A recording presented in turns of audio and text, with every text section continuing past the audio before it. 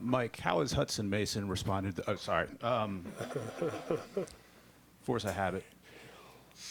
3 years ago, obviously, there was an opening here and you were available. Why was the time not right then? Why is the time right now? Well, I went to, first of all, there wasn't really an official opportunity to come back here 3 years ago. And, I made a decision to go to South Carolina with Coach Muschamp, and unfortunately that didn't work out. This time, after Auburn, had opportunities to go other places, but I wanted to go somewhere where I can continue learning as a coach. And I always wanted to be under Coach Smart's under the Coach Saban tree and learn how they practice, how they organize, how they went about things. And I tell, even tell recruits, you want to go somewhere you're developed. And I came here last year, to try to get developed more as a coach. And it was really a learning curve. And, those guys took me in, and it was very, very positive. With Coach Mucking going to the NFL, the opportunity presented itself to be coordinator, and felt comfortable about being here. Athens is a great place. I met my wife here. My kids were born here, and you're at a place working for an administration that believes in what we're doing. Our head coach that has a plan of how to do things, and to be part of this program that I played at, went to school, graduated from the University of Georgia. I couldn't pass that opportunity up. But I didn't come here to be 2 years ago or last year to be the offensive coordinator. I came to learn and continue my growth as a coach, and it just happened to work out that way. Yeah, Mike, to follow up on that, Coach Hartley the other day mentioned there's north of 20 Georgia alumni working in the program. How does that factor into recruiting and telling recruits just what this university can provide for you even after your playing career stuff? Well, I think it's actually, 26 alumni work in the football department with football. And, when you recruit a young man, there's never going to be 100% stability. But, they're looking for stability. You hear those saying, don't go, for the coach. You got to go for the school and where you fit in. But at the same time, recruits are going to go, be attracted to certain coaches. And I think that's a selling point, that you've got coaches on this staff that love the University of Georgia and that are here, to help University of Georgia be the best they can be in all areas, not just on the field. And it's important to guys that graduated from here that this place is successful in all areas. And I think that's a selling point to the recruits. Hey, Mike, I'm curious, how tough is it when you've been run your own program to, I don't know, don't want to say take a step back, but, to start working again for somebody when you've been the guy in charge for a number of years? Is that tough to do? The question is, how tough is it to run your own program? Or when you come back and you're not running your own program, I really think it's a little bit easier because you've sat in that chair as a head coach, and you know everything that head coach is dealing with, not just with aspect to practice and planning for games. There's so much that comes across the head coach's desk, where before, you wondered why the head coach might do something or why we aren't doing this, and you really you don't know what all a head coach has to balance. So I think it makes you a better assistant. Knowing when to voice your opinion, maybe walking in there and saying something private, or the head coach could ask you questions and say, we might have done it this way. And then you know how to be a good soldier because you've been in that chair and you know what your responsibility is. And your number one responsibility is to be loyal to the head coach. Mike, what have you seen from the quarterbacks at this point in fall camp? And when you look specifically to Saturday, that first scrimmage, what are you looking for from all three of those guys? Okay, we're basically finishing up our last day of install today, and then tomorrow will be a review, and then we have the scrimmage. But I've been pleased with all the quarterbacks. We've been focusing on the process of each practice and each install, and focusing on what we can control in that moment. These guys have done a great job. They've been ups and downs, but they've been focused. They've come into every meeting ready to go, prepared before the meeting. And then Saturday, it's a scrimmage. It's the closest thing that we can get to a game. It's how are you going to handle those situations when you're out there with a team by yourself. There's no coaches on the field. And the bottom line for a quarterback, it's can we execute? Are you going to be able to execute and get us in the right play, get us in the right protection, run the offense, handle third down situations, red zone situations, and that's what we're looking for, handling those situations in a game and having continuity on offense. Hey, Mike. Mark. Would you say you're bringing any sort of extra edge to the job this year, given the last two coordinator stops? You didn't have as much success as you're accustomed to. I think I have the same edge that I've always had. For whatever reason, those things didn't work out. And when those things don't work out, you look yourself in the mirror. You don't point fingers or make excuses. They didn't work out. And come here with the mindset that I'm doing everything possible to help us be successful at the University of Georgia. And that's my edge as an offensive coach. It's not, okay, this didn't work last time. In this situation, I got to prove myself this time. I always tell the players, there are going to be moments that we have failures. And you keep getting yourself back up on your feet, because what's on the other side of failure is success. And keep putting yourself out.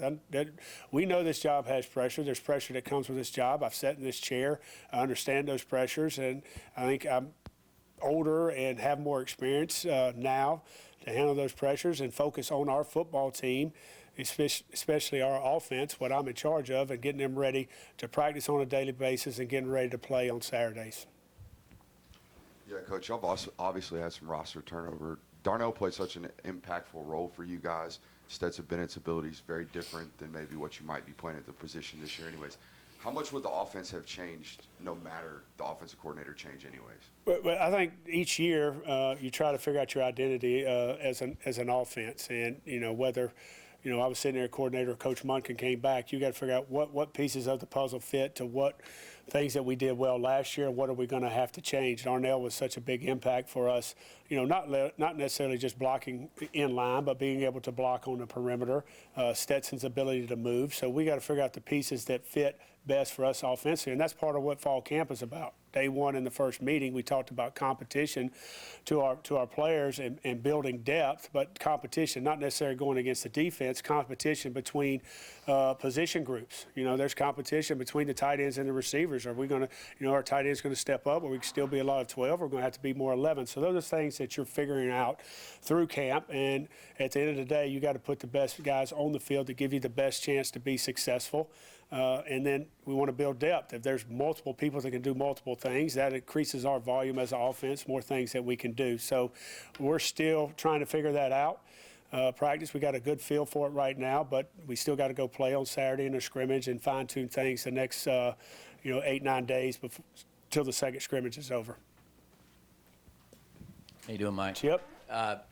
Since you've been here last, Georgia's won 2 national championships and played for another, and it would appear, just based on roster size and speed, that has changed and increased in the time you were away and at other places. I just wonder if you can validate that, and once you got down there in the weeds and you start figuring out who can do what and who's got what skill level, and how does that play into what your philosophy is going to be? Well, I think the number one thing, I think they've done a great job of recruiting around here, and there's always been good players at the University of Georgia, but I think Coach has done a great job of building depth at all the positions, ones, twos, threes, and the way we practice, the way that we go about and develop guys, 2-spot things. Guys are constantly working on their craft. Whether you're a 4th-stringer today or a 1st-stringer, you're getting reps like the 1st-string guys. So guys can develop, and I think that helps, them being able to play faster, or when their opportunity comes, via injury or guys graduate, they're able to step up and play at a successful level. You got a chance to compete. That would be the number one thing for me, is the depth that is here now, and the development, and Coach Smart does a great job of having a plan and developing these guys. And there's never a meeting that goes by that development isn't stressed by our head coach of, you're not just coaching the first team or the second team, or you're coaching everybody out there. Hey, Mike, you've coached a lot of uniquely talented players, and I think Brock Bowers fits into that category. What is your sort of plan of getting the most out of him this year, and how does working with players who are that talented challenge you as a play caller, as a coordinator, as a coach to get better and find better ways to use them? Okay, well, number one, as a play caller, it's about players and not plays. That's number one. Your job as a play caller, if a guy's got a unique ability to make plays and plays that turn into explosive, we got to find a job do a good job as a staff of designing plays that get him touches. As far as of getting the best out of Brock Bowers, you're going to get the best out of Brock Bowers every single day. He is not a guy that needs to be motivated. He's locked in every meeting, every walkthrough. I've had the good fortune of sitting in the tight end meeting room last year and being able to see, how something. He's a guy that when Coach Hartley would mention it one time, he got it. He did not need a lot of reps. He's extremely smart, and he's very humble. He reminds me a lot of a guy like Nick Chubb when I was here before, that just went and worked every single day. He tried to get better no matter what he had done the day before, the game before, the year before. He was constantly trying to improve in his craft. So. He's a joy to coach, and I'm glad he's a Georgia Bulldog. Mike, when we talked to Coach Monken last winter, he really praised you and said that you would do all the little things to try to help. What was your mindset as an analyst and just the ways you wanted to be able to help? Well, I kind of mentioned it earlier. I think Seth asked the question. When I came back to the University of Georgia and off the field role as an analyst, your number one job is to help the coaches. And, I wanted to help Coach Monken and that staff that any way that I could, and also learn. You're coming in and you're trying to learn how Coach Smart set his practice schedule, how he ran the offseason, all those things, but also how Coach Monken was running his offense. So you're learning. And then I've sat in that chair before too. At first you don't want a guy that's got a bunch of ideas. You want a guy that if he gives him a task, he's going to get it done. And whatever my task was, I wanted to try to do it to the best of my ability and know that he could count on me. And I think as the season went on, that trust continued to build between Coach Monken and I, and felt more comfortable asking me some questions about what I thought. But at the end of the day, I've sat in that chair, and if he didn't use my idea, I didn't get my feelings hurt. And I think that's what you got to do as a good staff member. You're going to present ideas. We all present ideas. But at the end of the day, the coordinator's got to pick which ideas he wants to put on that call sheet. And if he doesn't use my idea, so be it. If he does, great. End of the day, I'm going to help those coaches coach those ideas to the players. So just trying to be a sponge in there and help in any way that he asks, no matter whatever it was. Talk about presenting ideas. I know Monken mentioned a play call, I guess, in the LSU game that he credited you with. I'm curious what you added to your toolbox as a play caller and offensive coordinator. Just spending a year with someone like Todd. Obviously, you have your own body of work, but what did you gain? Yeah, they're all, they all have a body of plays, and they're all pretty similar when you look at different offenses. Now, some might focus more on a balance, pro style like us. Some might be more spread. We have elements of all that, and I'd like to think that I've had elements of all that in my offenses in the past. I would think the number one thing is probably more movement, more shifts in motions. Really to disguise formations and get guys in matchups that were beneficial to our offense. He really did an outstanding job of that. Yeah, Mike, Kirby and everybody has mentioned that the offense, for the most part, will stay the same with your kind of influence on it. What has that process been of maybe putting your own spin and terminology and stuff on some things while keeping the majority of things the same for, to keep the players from having to learn too much? Well, the main thing that didn't change was the terminology. You want to keep the terminology the same for the players. There'll be little nuances that will change of how we do things, and a lot of what Brooks asked earlier, what's our identity going to be, offensively. I think that you might see some changes of our identity changes of who we are offensively and what we got to do. We don't have a guy that could possibly extend plays as well, where we've got two of those guys that can, but Stetson had elite quickness and ability to get yourself out of trouble. We don't have a 6'7", 285-pound tight end, so I think you'll see some different things there, and it would have been a little bit different anyway, no matter who's standing up here. Time for two more questions. Kind of along the same lines of Mark talked about the toolbox thing, but just from a procedural and a process standpoint from Coach Monken, what did you learn there in terms of kind of how he did things and how he approached things, used personnel, things like that? Procedure, I'd say, during the game week, I've usually sat as a whole staff and kind of watched things and had ideas. It was broken off.